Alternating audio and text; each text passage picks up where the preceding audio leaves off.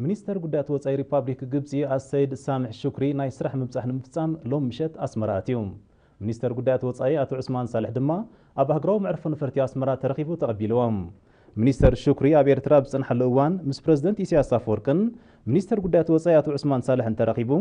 ኣብ ምድንፋዕ ክልታውን ሽርክነታውን ዝምድናን ዞባውን ኣህጉራውን ምዕባለታትን ዘተኮረ ዘተ ከም ዘካይድ ንኤሪና ኣብ ዝሃቡ ሓበሬታ ኣፍሊጦም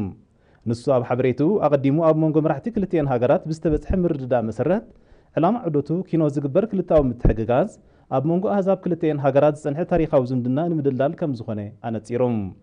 ፕረዚደንት ኢሳያስ አፈወርቂ ኣብ ወርሒ መስከረም 2014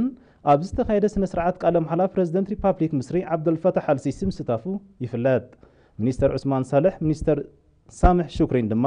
ኣቐዲሞም ኣብ ኒውዮርክን ካይሮን ተረኺቦም ኣብ ምዕዛዝ ሕውነታዊ ዝምድና ኤርትራን ግብፅን ምዝርራቦም ይዝከር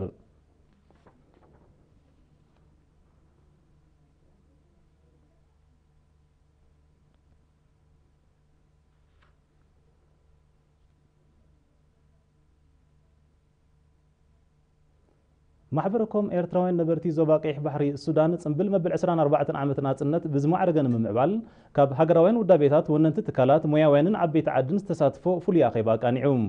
ኣቦ መንበር ማሕበረኮም ኤርትራ ዞባ ቀይሕ ባሕሪ ሱዳን አቶ ዓንደማርያም ገብረ ሚካኤል ኣብ ዘስማዖ ቃል ብህዝባዊ ቃልሲ ዝመፀትን ዝተዋሕሰትን ናጽነት ብህዝባዊ ተሳትፎ ክትጽምበል ዝግባእ ምዃኑ ብምጥቃስ ነፍሲ ወከፍ ነባሪ ናይቲ ዞባ ንዓኣ ዝበቅዕ ምድለዋት ክገብር ተላብዮም ኣብቲ ኣጋጣሚ ተሳተፍቲ ነቲ በዓል ዝያዳ ኣብ ምድማቕ ዝሕግዝ ርእቶታትን ለበዋታትን ከም ዘቕረቡ ልኡኽ ሚኒስትር ዜና ሓቢሮም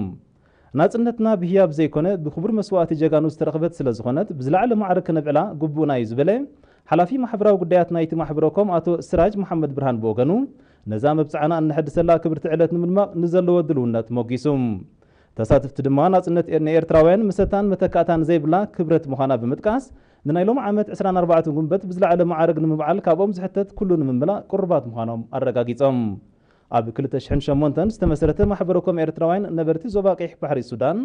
ኣብ ትሕቲ ብርክት ዝበሉ ኣካላትን ማሕበራትን ዝሓቐፈ ኮይኑ ኣብ ሃገራዊ በዓላት እንተላይ ኣብቲ ኣብ ውሽጢ ሃገር ዝካየድ ክሳተፍ ምጽንሑ ይፍለጥ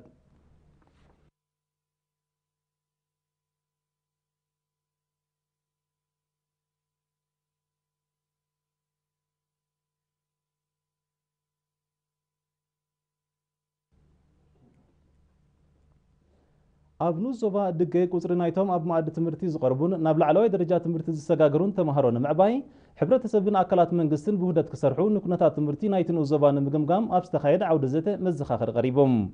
ኣመሓዳሪ ንኡስ ዞባ ድገ አቶ ሕመድ ኤላ ኣብ ዘመሓላለፎ መልእኽቲ ኣብቲ ንኡስ ዞባ ዝርግሐ ትምህርቲ ብስፍሓት ዕድላት ትምህርቲ ዝዓብየሉ ባይታ ንምፍጣር ፃዕሪ ይግበር እኳ እንተሎ ብሰንኪ ቀጻሊ ምቁራፅ ተምሃሮ ትካላት ትምህርቲ ትሕቲ ዓቕምን ኣገልግሎት ሂባ ከም ዘለዋ ብምምልካት ወለዲ ዘይምኽኒ ምቁራፅ ተምሃሮ ንምግታእ ከይተሓለሉ ክነጥፉ ኣዘኻኺሮም ሓላፊ ኣብያተ ትምህርቲ ንኡስ ዞባ ድገ አቶ ዓብደላ ዑመር ብወገኑ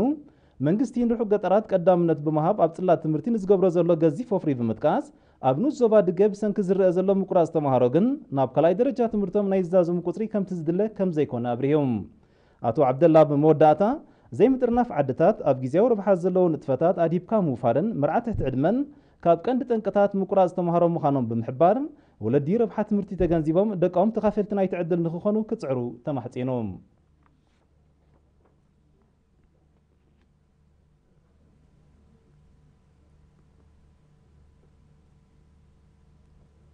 ነበርቲ ምምሕዳር ከባቢ ግዝግዛ ንኡስ ዞባ ሓመልማሎ ካብ ወርሒ መጋቢት ጀሚሮም ኣብ ምስራሕ ከትርታትን ምፅጋን ፅርግያታትን ዘተኮረ ማእቶታዊ ወፈራ የካይዱ ኣለዉ ወኪል ኤሪና ሄርሞን ሞኮንን ንዘዳለዎ ፀብፃብ ኣርሴማ ኣስመሮም ከተቕርበያ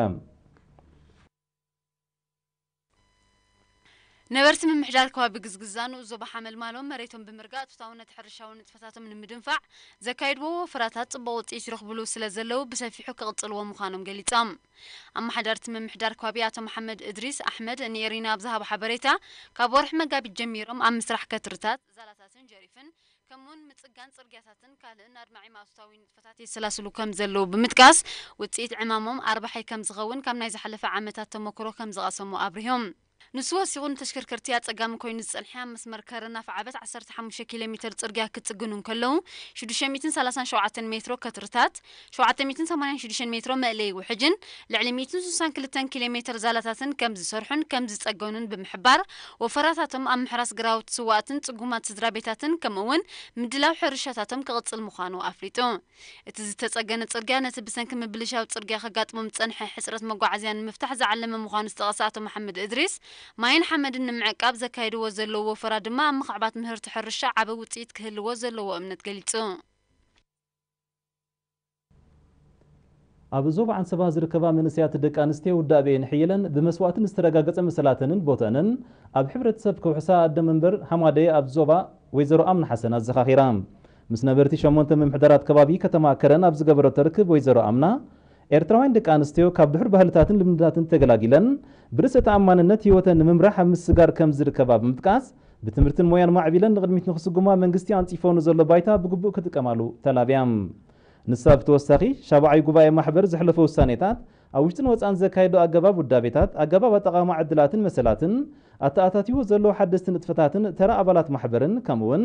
ኣብ ቀረብ እዋን ዝሕተማ ውሽጣዊ ሕጋጋት ሓደስቲ ውጥናትን ብዝምልከት ዝርዝራዊ ሓበሬታ ከም ዝሃበት ወኪል ኤሪና ሓቢሮም ተሳተፍቲ ብወገነን ከምዚ ዓይነት መግለፂታትን መብርሂታትን